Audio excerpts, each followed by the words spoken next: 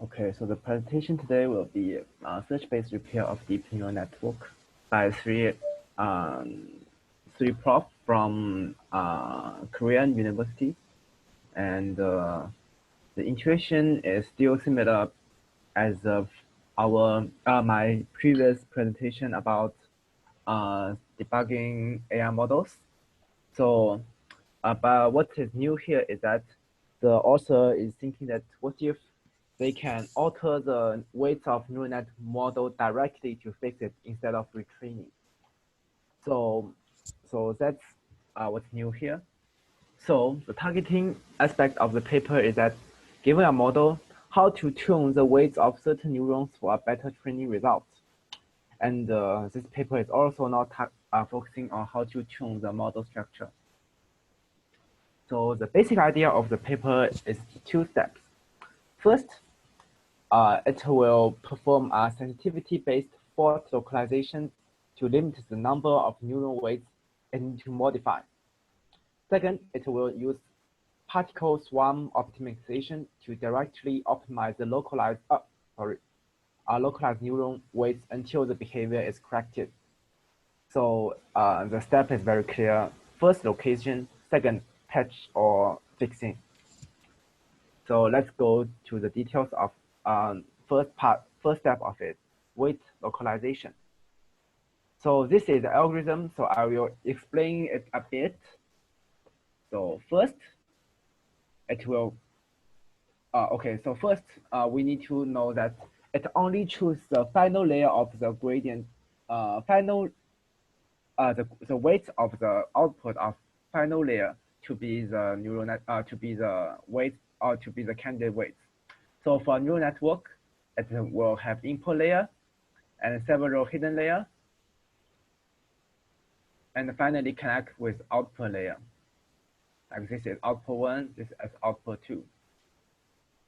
So for this model, due to simplicity, it only considers all the weights here, not the layer weights between the hidden layer or not the input layer or hidden layer. So that's all the candidate weights. So knowing the candidate weights, it will do two steps to find the candidate. First is loss. So we know that in gradient descent, we use loss, a gradient loss. So in gradient descent, we'll use the gradient to update the weights, right? So this gradient loss can kind of thinking of the sensitivity of the output with regard to this weight. So it will first compute all the gradients of the weights in these candidates for all samples that is given a false output. So this INEC here, a set of inputs that reveals a fault means that all the samples that is giving a wrong output. Yes. So with all this INEC, it will compute the gradient loss and then add it to the candidate. Then it will sort it.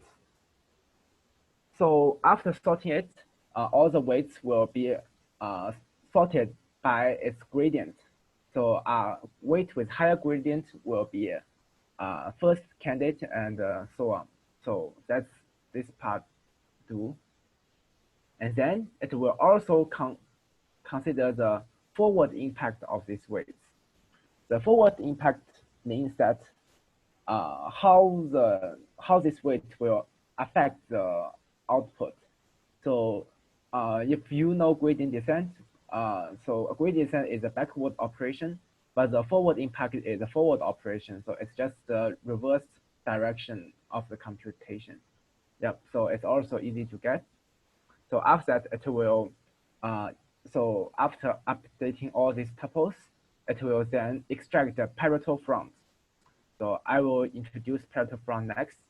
But do you guys have some question in the previous steps of calculating the candidates? So first, the candidates are the weights in the final layer. Second, it will compute the gradient loss. Third, it will sort it. Then it will add for all NG. So for the first NG gradient loss, it will also compute its forward impact. And finally, it will extract the Pareto front based on the two attributes. One is gradient loss, one is forward impact. Okay, so this is a localization The state. forward impact is calculated based both on the gradients and the weights, right?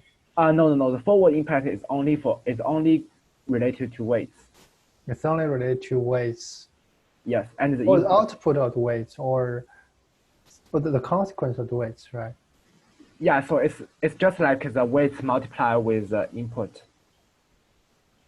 So what is so suppose this is neurons, and suppose this is output neuron, and this is weights, right? Yeah. And it only will take care about this WI, right? Yeah, WI times the neuron, the output of the previous neuron. Oh, so this is signal of the neurons. So suppose this is SI. Yeah. And so it will actually the forward value is SI times WI. WI. Yeah. That's all, right? Yeah, okay. That's all. That's the impact. Idea is fairly simple. The idea is fairly too simple. Yeah, so I also have mentioned that the WI can be considered as importancy, and gradient is kind of sensitivity. Yeah, so that's the difference. So my question here is about how do they choose the baseline? The baseline? So the baseline. Suppose this is final layers, and it have a lot of choice. So their choice is that maybe when according to their approach, they can choose this is W1, W2, and W3. They find only W1, W2 should be retrained, right? Should be searched. But in the meantime, it's still possible that I frozen all the previous layers or all the weights in the previous layers, and to retrain the last layers again. Yeah, over all the training sample, all the samples. So have they ever compared these two approaches? Yes, I will mention it in the last slide. So actually, their result is not so ideal. So okay. So first we need to find the So let's remove all the comments. Okay, so next we need to understand what is Pareto front. So Pareto front is a selection of all the items that is not so it's hard to express, but so it is selecting all the points that has at least one attribute that is not is bigger than all the attributes in the let me try to rephrase my words. So from the image you can see it very clearly, right? So so there's no item in the data set that is bigger than okay, so let me comment. So there are two attributes of one item, like this attribute 1 and attribute 2. So a sample will be selected only if there is no other sample that their attribute is bigger than them. It's both bigger than them. Like for K, we can find that E is greater than K in all 2 dimensions. But comparing with A and B or A and E, we can find that for attribute 1, E is bigger than A, but for attribute 2, A is bigger than E, so this one will not be removed. But for all these gray points here, you can find at least one point in the database, in the sample or data set that for this one maybe D, it's the 2 part is all greater than it. So that's how Pareto front is calculated. So in our situation, Wang Chao, based on your explanation, I think someone understands what is Pareto front, and they understand it in an instant way. But I feel there are still some students maybe puzzled with it. I think some metaphor might be helpful. So I just raised some questions here. Maybe I'm going to ask some PhD. Xiaoling, is Xiaoling there? Yeah. So, yeah. do you know parental front before? No. Have you understand what's parental front now? I think so. Okay. Okay. So can you raise the metaphor about the parental front? So Metaphor, for example, if you want to buy some stuff, or maybe want to buy some shoes, right? So there's two items. One item is the price. The one attribute of the shoes. One attribute is price, and the other attribute could be it's whether it's beauty of the shoes, or whether the shoes look good. So the more beautiful the shoes, the higher the price, right? So here's suppose this is a look. So this is a look, and this is the price, right? So maybe the price is maybe the price should go into decrease way. So this is 100, and this maybe this 1,000, right?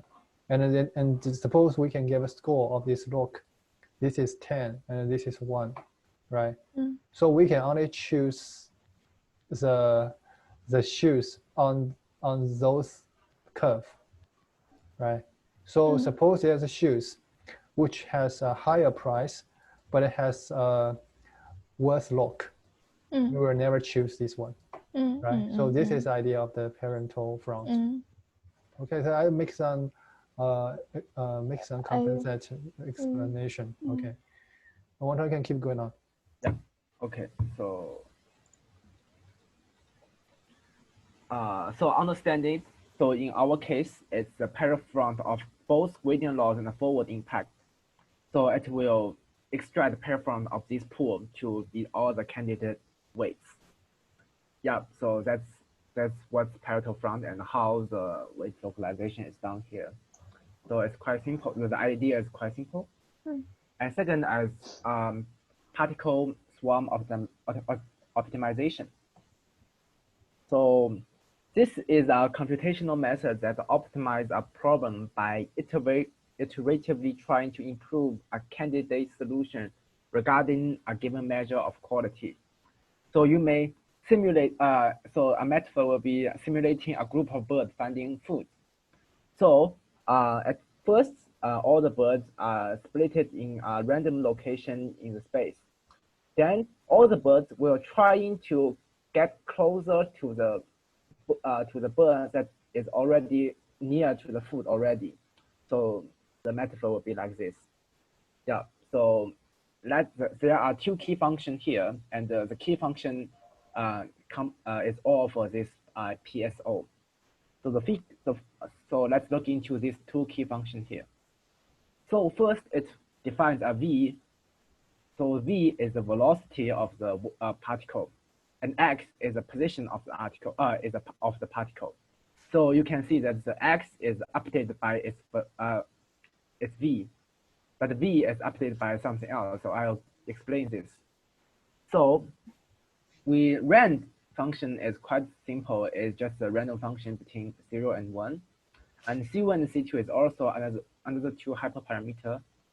And P best here is called particles best solutions position. And G best is global best solutions position. So, global best particles solutions. So G best, so let me comment. So Xi is the position of the current target, and G best is the global best. This is particles best. So for example, this is a bird here, and there's another bird here said, oh, I got I'm very close to the food already. And then this function will have a velocity, will have a acceleration towards this direction. And also, it may also record that here it's more closer to the food. So it's this mention will be another factor, so another acceleration to here. So maybe and the current velocity may be here. So by adding this, the velocity will change to this position, and it will move to this position. Yeah, that's how to explain this function. So basically, it will try to move the direction of the wave towards the direction towards the some combinations of the current best of this particle and the current best of global best. Yeah. So that's all for the explanation of this PSO. Do you guys got the idea of this? Yeah, got the idea of this algorithm. I think, how about this? Wang Chao, you raise one questions to see whether someone can answer your question correctly.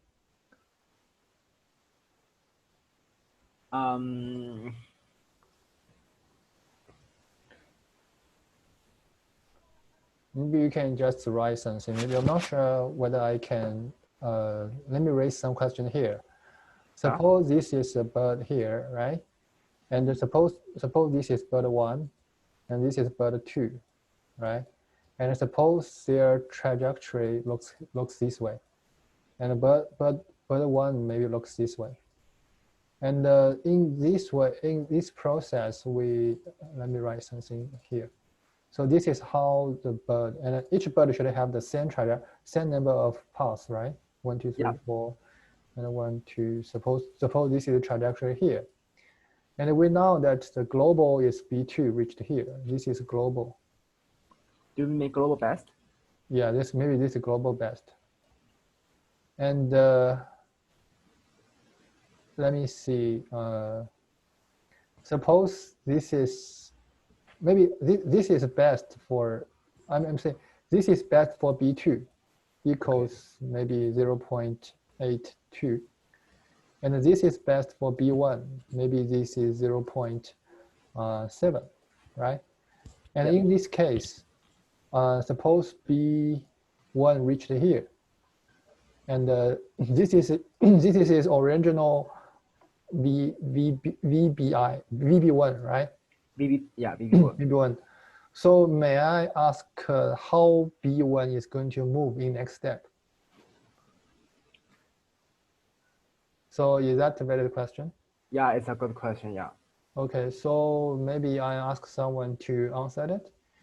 And how about Wang Chao, you point 1? So I'm pointing 1? Yeah, you point 1 for me. Yeah, how about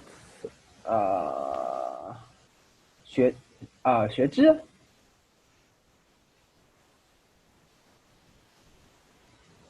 Hello, 学智. Hi.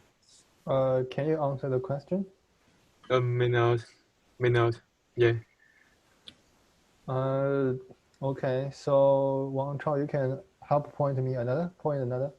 Just sounding, yeah. Me. Yeah. Oh, so in my understanding, I think You can annotate it on the screen. Yeah. this is that right? So if this is full, so You can just point out the estimated direction for what B will move next. let me think. You understand my question, right? So, but it depends on C1 and C2. Yeah, you may just assume a C1. I think it would look like this, and yeah, and you just calculate and if you can decide what C1 and C2 is, like you can time this line times C1 and this line times C2. Yeah. Right? And then you add the original velocity. Yeah, maybe let me show the process. So this one is clearly this one, and this one is clearly this one. Yeah. Yeah, so it will take a random value. For example, this take half, and this it was 1/3. Then to be this, and then like let's assume that all both one. So the new acceleration, will be like this.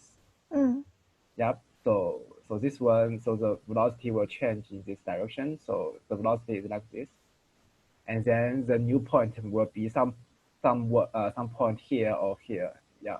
So the bird will go like this way. Yeah. That's all for the process.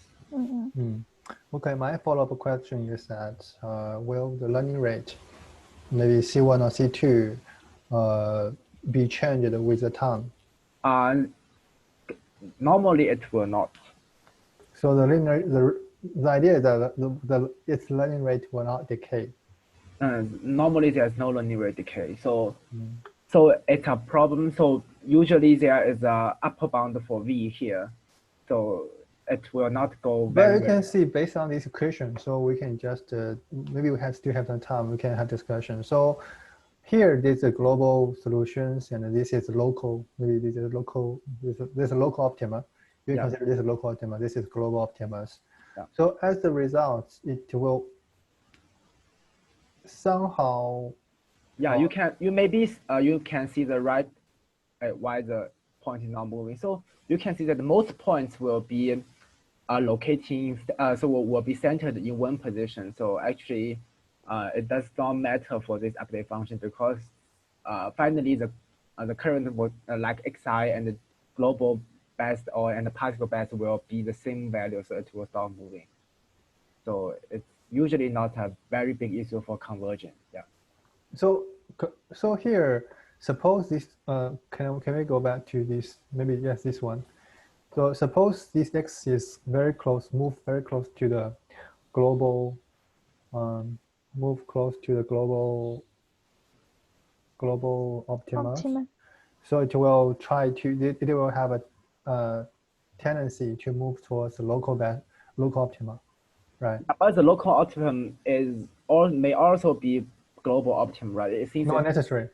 It's not necessary, but since the 2 points are getting closer, so the P best is tend to be close to G best. Yeah. So if you are afraid that this one is not converged, so it's not a problem. So let's give the examples here. Suppose here the local optima, right? But there's the landscape is a little weird, and clearly this is global optima, G, right? Yeah. And it always have a tendency to move here. But as long as you move there, it also have tendency to move it back, right? Yeah, but it's particles best. So when the particle is moved to the global optimum, the particle best is also updated to be the global best, the position of global best. I'm pointing that if it moves this way, its fitness decrease. Suppose this is 0.9, and this is 0.8, and all these escape is from 0.7, 0.5, and then it's going up. Yes, that's why the random function is taking part here. So it will be checked for some time, but with a good random function until step out from this local optimum. It has a probability to try to escape. Yeah, it will still have probability to escape. So. But even if it has a probability to escape, the bird will always sway, is always sway in between the local optima and the global optima, right? Somehow it's sway. But you can see that some points is there that cannot decide where to go. You can see it clearly from part, but you may also see that many birds has already reached the global optimum. So since it's my point is that the global optima here is the empirical global optima. It's not the theoretical global optima. Yeah, correct. So I still feel for these PSO algorithms has a higher probability to let the solutions trapped in some local optima. So suppose I'm saying that suppose this is 1.0, I'm not sure whether how likely, given a particle is sway between this one and this one and this ones, and it have much less likelihood to escape these two and to reach the real goal. So for this one, the problem, so you may not, so actually, if here, so first, so the necessary requirement for this algorithm to work is that you split the weight randomly in all the dimensions. So that's so it have to at least have some point that is close to the theoretical maximum in some extent. Yeah. Okay. Okay, I think we have a thorough discussions here. And is there anyone have a question for this PSO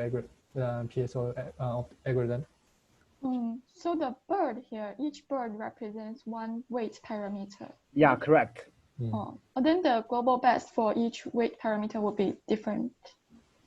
So I'll move to the next step. The global best will be the same, but the global best will be the same for all the weights. Sorry. But the p best will be individual for each. Is different for each particle, right?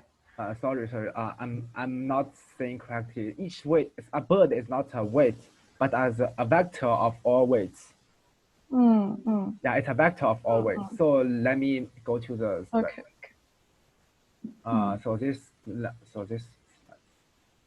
So in this paper, the position of the particle will be the vector of weight to tune.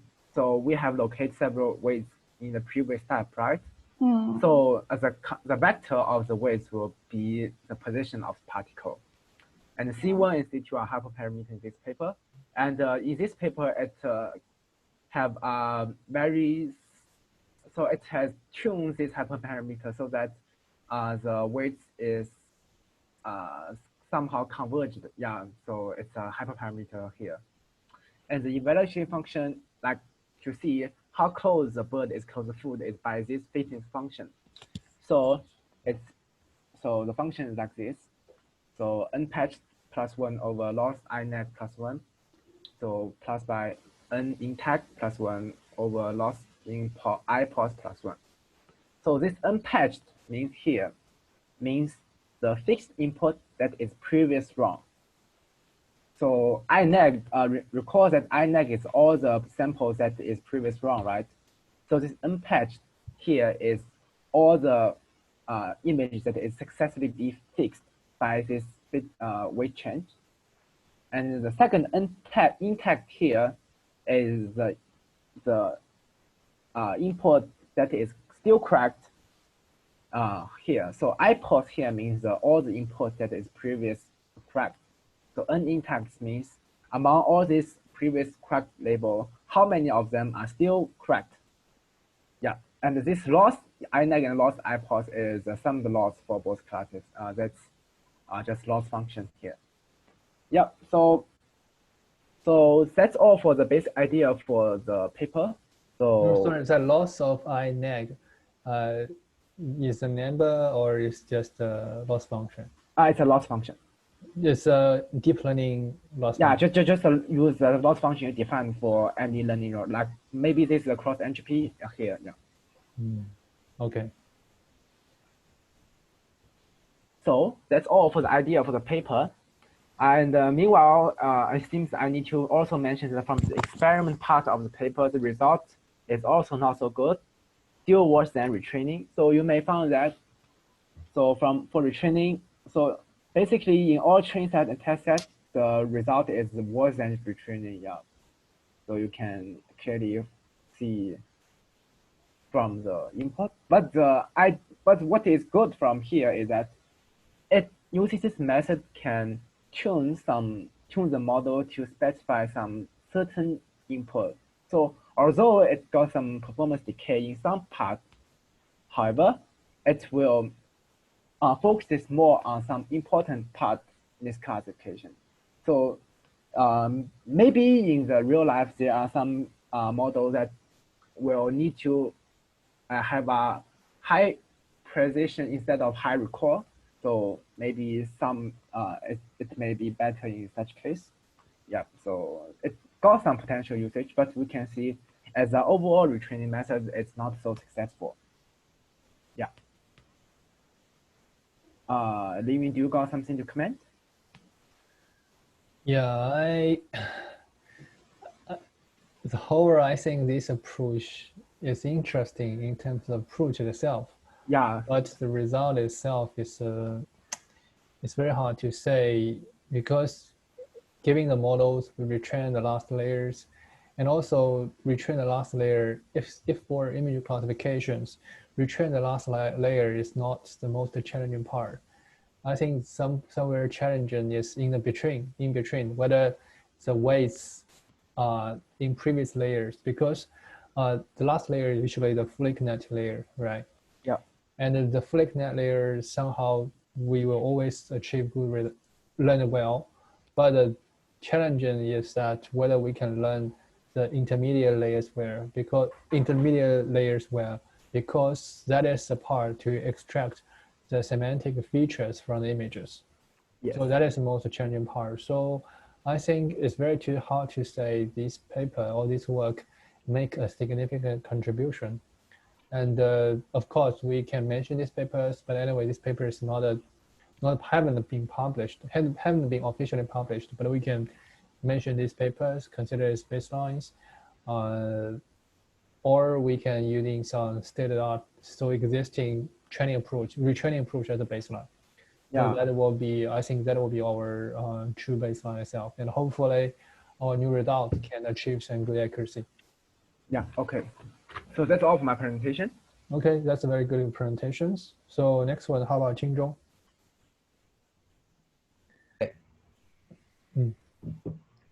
Okay, our recording is still on. Qing Zhou, you can share your screen now. Yep. Let me full screen this.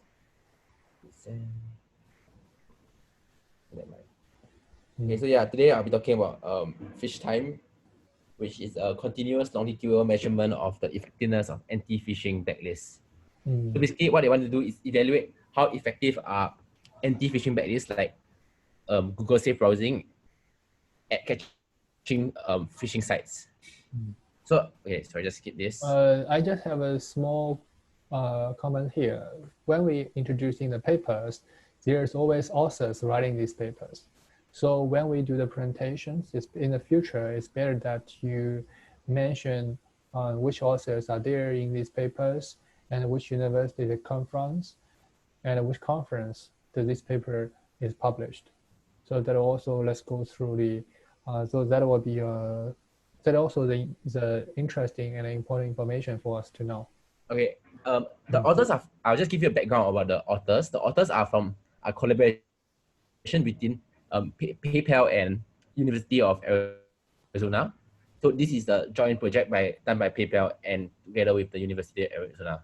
I can't exactly remember the names of the authors, but yeah, okay. So basically, phishing sites are a type of sites that seeks steal user credentials. Anti-phishing backlists are a key defense that protect users transparently by displaying a warning sign when visiting a phishing site. So for example, I'm sure you've seen this before. This is an example of anti-phishing backlist that protects users. I think this is Google Safe Browsing or something, but yeah. Okay, so a notable weakness of blacklists is that they are reactive. Basically, what this means is that they react to users or however they do it, reporting blacklists, reporting phishing sites, and there is a delay between the deployment of a phishing site and its subsequent blacklisting. So this length of delay is important in determining the hacker's return on investment. So basically, if the web page is alive for longer, he can get more users to visit the web page and then give him more returns. So phishing sites currently use several evasion methods. So the first one is cloaking. So basically, crawlers have specific user agents, and so they can either serve a 403 not found, or when they are visited by a crawler, or they can show like a normal website. So also some of them have like redirection links. So basically what it does is that the links that they send out to everyone is different from the actual website link. basically the link just redirect. There are many ways of doing this, either through like bit.ly, which is a URL shortener, or they host another website in order to redirect into the main phishing website. And so they may deploy cloaking in the redirection chain. So basically, if it detects that the user is a crawler, it will send it to another website instead of the phishing website. So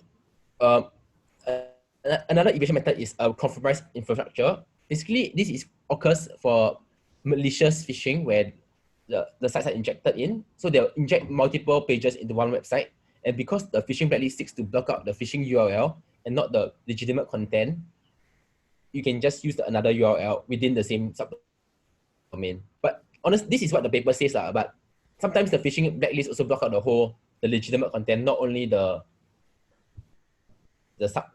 domain with not only the folder with the phishing URL. So just take note. And another evasion method is basically captcha. This is actually quite rare. Like I think I've seen it maybe a few times, once or twice. So basically what they do is that they require you to enter a captcha before entering the website. So the aim of this paper is to propose a framework to identify unmitigated phishing websites in the wild, replicating key aspects of their configuration in a controlled setting, and measuring the effectiveness of anti-phishing blacklists. So basically what they are doing here is that they are looking at real-life phishing URLs to see how do people evade the blacklist. Then they create a domain with this phishing with a similar design. So, for example, if they were using cloaking to avoid being blacklisted, they'll create a domain that is phishing and using cloaking also, and then they'll report themselves to the blacklist like Google to see how long it takes for Google to classify their site as phishing. Oh, sorry. Let's go back to this graph. So the first step is going to monitor the live phishing URLs. Yes. But you also mentioned that you're going to analyze whether these phishing has adopted an evasion technique. Yes. So how do they know these phishing URLs has adopted an evasion technique? Okay, let me get to that. It's in the next slide. Okay, so my second question is that they report the URLs and prone if blacklisted. So they must start with phishing URLs which has not been listed in the blacklist. Correct.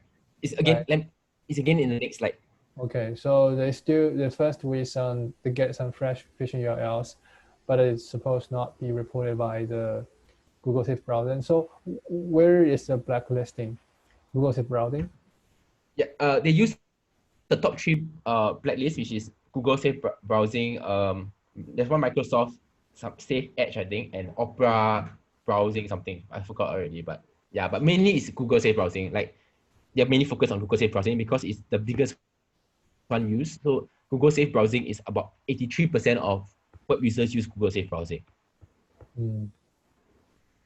Okay, so let me just basically. Okay. The first part that I will talk about now is the one in red. So how they do it is that they obtain live phishing URLs from PayPal. They have been directly reported to PayPal. As I said before, these authors were collaboration with PayPal. So sometimes people will just forward phishing emails to PayPal directly. So the AI works on the brand of PayPal, not the other phishing. Basically, because they only had connections to PayPal, so they use this to get their phishing, their starting websites. So basically, after that, they'll report the URLs to anti-phishing blacklist, and then they'll monitor how long the blacklisting of phishing sites take. So if the blacklisting takes greater than 2 hours, they believe that this means that the URL has some evasive techniques inside. And so they will analyze these URLs that take more than 2 hours. 2 hours. So yeah. the window size is only 2 hours. It's unmitigated. So basically, where did the source they got reported? So first they get the URLs, the unreported URLs from PayPal directly. Then after that, Unreported, what do you mean unreported? Means, not blacklisted. URLs that haven't been blacklisted my question is, how do they get the source? So how they get this? So there's a phishing URL targeting for PayPal, right? So they must get the information. How do they get information? How do they get the URL? Yeah. So basically, because their team is a collaboration between PayPal and Arizona State, so what they do is that when users report to PayPal that this is a phishing website, PayPal will forward to them. Okay, I see. So it's basically a crowdsourcing manual work. Okay. Yeah, essentially. So basically, because users forward, when they receive an email about PayPal, they'll forward it to the PayPal team. Some of them lah. And so some of these haven't been reported yet. Okay, so everyone's clear about this, right? So the results of this is that out of 4,000 plus distinct phishing URLs in the world, 183 failed to be promptly blacklisted. The definition of promptly is more than 2 hours. So of this 183, 96 were never blacklisted before going offline. So the average lifespan was 17 hours and 12 minutes. So I think the reason behind this is that, in my own conjunction, why do people do this is because they don't want to be blacklisted so they can use the domain in the future. Because if they have some evasion techniques, what normally happens is that Google will manually verify manually check your website, and that will take a longer time. So 87 were ultimately blacklisted in at least one desktop browser with an observed speed of 7 hours 40 minutes. 23 were ultimately blacklisted in at least one mobile browser, and 10 websites remain live without blacklisting for over 1 week. Okay, so how did they do this? So basically, 177 of these websites had lure URLs which redirected to a, sorry, ignore this, it was a typo, which redirected to another website with the phishing content. And then 146 of these websites use some form of server-sided cloaking. So basically, cloaking is that when you send different data to different user agents, which you believe are crawlers. So even use cloaking, the average lifetime is still 17 hours.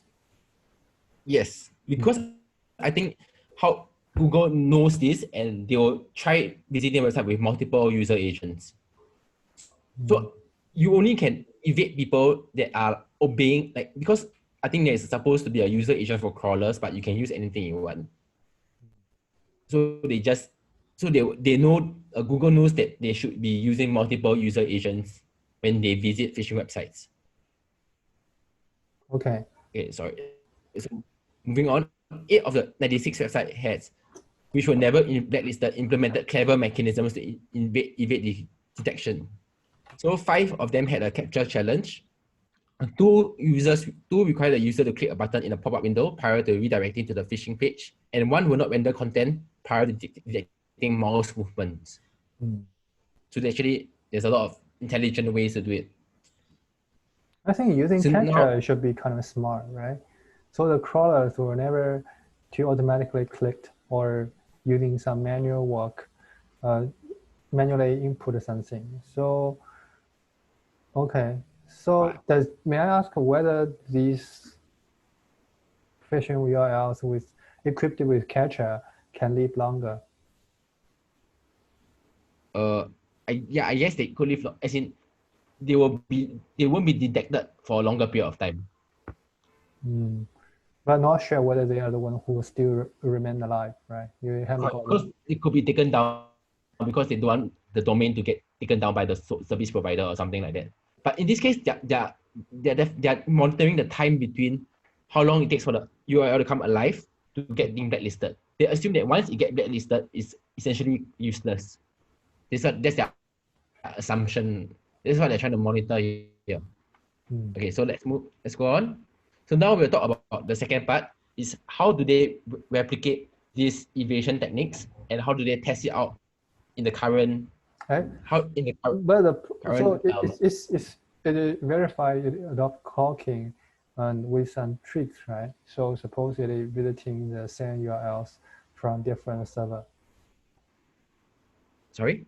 I'm asking, how do they know this URL has adopting the cloaking technique or redirection-based cloaking technique? They have to using multiple agent or client to build the same URLs. Correct. So they use multiple user agents when you visit the URL. So like you have one user agent for like mobile browsing, one for crawling, one for, and you just try them and see how different is the response. Okay. Okay, so let me talk about the second part, which is how they conduct the experiment to test how long it takes for phishing website for anti-phishing blacklist to identify phishing sites. So basically what they did was they registered a total of 2,000 plus domains. And then for each experiment, which is basically each type of technique, they registered 54 websites and then submitted all 54 websites to multiple anti-phishing blacklists. So you can see this is their workflow here. They prepare hosting infrastructure, configure phishing sites per experiment, deploy and report, and then monitor the blacklist systems to see how long it takes to be blacklisted. Okay, so basically there are a few types of experiments they did. So basically the first one was that it's the baseline. So there's just a regular phishing website without any form of evasion. Experiment B involves basic evasion. So they sites that only allow traffic from mobile user agent or websites that render content using JavaScript. Experiment C involves redirection. So each phishing site has a redirected URL and only the redirection URLs reported. So basically, like if you have a bit.ly link to your phishing site, they only reported like the bit.ly link. The landing link, right? The landing URL. Yeah. The luring URL, they only reported the lure URL, not the landing URL. Correct. Report the lure URL. Okay. Oh, that's reporting that URL is still okay. Okay. Yeah. So they only reported. Well, when we retrieve the content, but when we retrieve the content, we should retrieve the landing URL, right? Yeah, correct. So they also use cloaking in this experiment by editing the HTSS file to block crawlers. And then experiment D is a domain reuse. So basically, after a site has been blacklisted in experiment C, they try to redeploy it with a different URL path and see how long does it take for it to get blacklisted again. So the domain is still there, but the URL is changed. Yeah, they put it into a different path to see how long it takes to get blacklisted. So, okay, so to see whether the blacklist will also block the domain. Yeah, so like I think they're trying to see whether there is like an indication of if a domain has been reported before, they'll be quicker to report it. They'll be quicker to blacklist it because they assume that anything from this site is not good. So that's what they're trying to test here. So experiment D is they call it discovery. So instead of reporting each site to all the anti-phishing blacklists, they only reported the site to PayPal or APWG. And then experiment F involves the emerging evasion. Basically, they had 3 batches for capture, the pop-up window, and the mouse movement cloaking. And then experiment G was basically evidence-based reporting. So basically, evidence-based reporting means that when you report a website, they allow you to include screenshots of the website. So they want to see whether this is effective in speeding up the process for blacklisting. And then how they carry out this experiment was that they use a website that limits traffic to US IP geolocations, which was previously able to block Google Safe Browsing. It's previously able to evade Google Safe Browsing. Okay, sorry for the cut off. Okay, so this is their experiment results. I'll just like give you, so basically the experiment A, which is a baseline, the speed it took to block was 57 minutes. For the basic cloaking, you can see that there's not much difference. So this means that Google Safe Browsing is probably using like different user agents to visit, like as in they're using both mobile and the normal user agent to visit. What is interesting is that the lure actually almost doubles the speed that it takes for redirection. Sorry, the redirection almost doubles the speed it takes for detection. So you can see that here is how long does it take for the lure to get blocked and how long does it take for the landing site to get blocked. And you can see that the lure site gets blocked first before the landing site.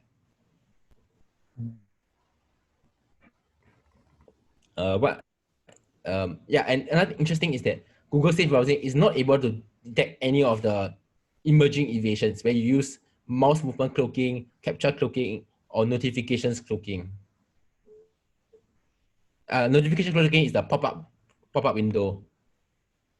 Yeah, this is because 0%. Yeah, and then here, the experiment G shows that the Chrome, basically attaching an image of the phishing site speeds up the detection process by. So what is a Chrome suspicious site reporter? So basically, it is how you report, but this one allows you to include images and HTML code of the phishing site. Okay, so that you're reporting to the Google Chrome to see how fast it can respond. Right. But so what they did was previously they managed to evade Google Chrome by using by allowing access to only US geolocation IP addresses. So they tested this method, but now including a screenshot to see whether Google Chrome actually responds and are able to block it. And we can see that the coverage actually improved. So here, this time is for those who has already been detected, or those who has already been blacklisted, right? So this time is the time. Suppose there's 100 phishings, and actually reported 93. This baseline report 93. So this time is for those 93 phishing web pages. So that means there are still 7 pages at large. Correct. So this is the median speed for the site to get blacklisted from the time of reporting. The median speed. And how about for this PayPal? Why this is so low? So that means they create a phishing web page and report it to PayPal, but it is not. Yeah. So they highlighted that to PayPal, and then PayPal said that they were changing their processes. I guess they do not have they are not that invested into an anti-phishing blacklist because they do not have their own anti-phishing blacklist, and their job is to basically they do not host the anti-phishing baseline. For the baseline, just puts the phishing website online, right? And yeah, correct. So the majority of them has been detected, but compared to the baseline, so it just so let me rephrase. In experiment E, it just put a phishing website online and report it to PayPal. But when it reports to PayPal, only 16 of them can be detected, and the majority of them did not detect it. Yeah, so I think what is clear here is that PayPal does not have a process of does not have a proper process. Why the fact of reported to PayPal decrease from the baseline so much? No, because here in the baseline they reported to all the anti-phishing blacklists, and here they only reported to PayPal. It's reported to sorry, I'm a little confused. So you create a website, and report it to Google Safe Browsing. To all they reported it to every single anti-phishing blacklist there is. They did not give an exact list, but they say they reported to the major anti-phishing blacklist. So the idea is that I think the baseline should be they created a website online and do nothing, and to see how long will be detected. Have they ever done this one? No, they didn't. They didn't. So all they would like to evaluate is that how suppose a blacklist has been reported by receives the report from the users. So the crawler will actually using on some automatic way to verify. So it's not for detection, it's for blacklist to verify how soon it's going to verify a reported website. So all this time is the time for verification, right? Correct. Instead of detection. Yes. Okay. So even Right. if the website has been reported, so there's still a lot of one is not very is failed to be verified. So that's the existing blacklist based technique. Yes, correct. Okay. Okay, so yeah, so the analysis was that redirection of domains together with severe cloaking had a significant impact on the median time taken, and that none of the safe browsing were able to detect sophisticated cloaking techniques, and reporting to a single entity only significantly increases blacklisting time. So, and then they make several recommendations by basically they believe that PhishTime should be used to identify gaps in defenses and address them through security recommendations. So basically, like in this case, they identify that the capture sites are a way of evading, and they believe that PhishTime should be deployed live in order to catch these new methods of evasion, and that blacklist should adopt an evidence-based protocol. So basically, you allow users to submit in a screenshot of the phishing site, and this way you are able to evade the evasion techniques that people use, like capture or whatever. And that a common reporting channel should be set up. A common reporting channel could speed up blacklisting times because each of the safe browsing now have different reporting channels. That's their recommendations. Yeah, thank you. Okay. End. So that is work of the empirical studies. So it is published on Usenix, right? Yes, correct. Okay. So overall, I think Qing Zhou, just like Wang Chao, did a very good job of the presentations, and all the details is abstracted well, and to convey the conclusive information. So because we have a fish locator projects going on, moreover, our approach is more like an automatic. So compared to existing blacklist based on user report, we are actually actively, so our approach can somehow automate the way of somehow we may still need the user reporting. The user reporting will definitely help to speed up the phishing discovery. But for now, we can suppose there's some new registered, our fish locator will be quite helpful on this matter. Do you think our Phishpedia can speed up? Qing Zhou, do you think our Phishpedia can speed up the fish detection time? The phishing detection verification time? So in order to, like, so instead of the next day, you wanted to do it live, right? We are doing it live now. No, as in, like you want the by verification time, what do you mean?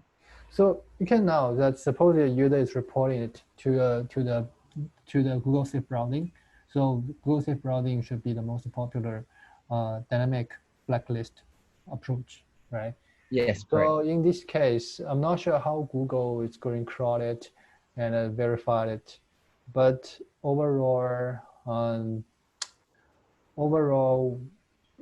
our approach, because we're using a visual approach to detection, to detect the logos, etc. So I'm think about it. The capture for suppose using the capture, one who adopt captures will be largely defended.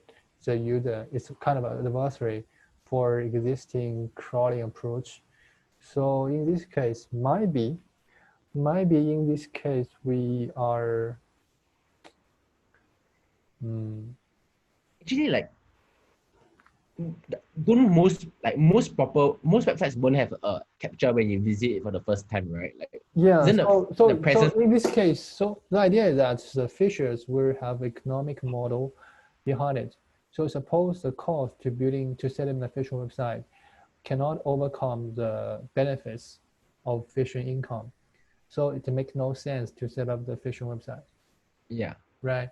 So I think set up the captcha somehow can extend the lifespan.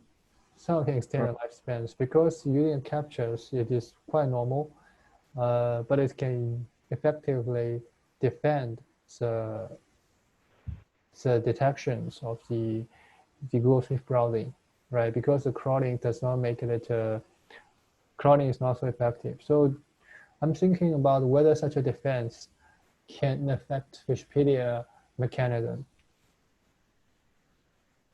What do you mean? As in, like, so giving URLs, so our screenshots will still detect this captcha, right? The captcha. Will still detect captcha, so it will also evade from Phishpedia's detection. Correct.